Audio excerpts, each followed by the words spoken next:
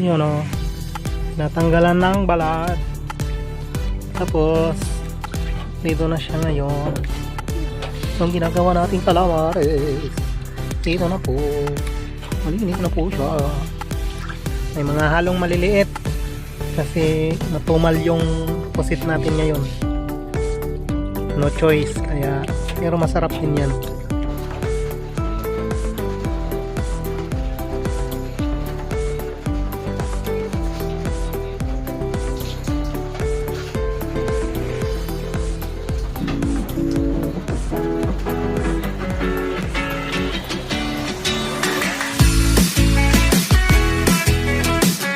Wow!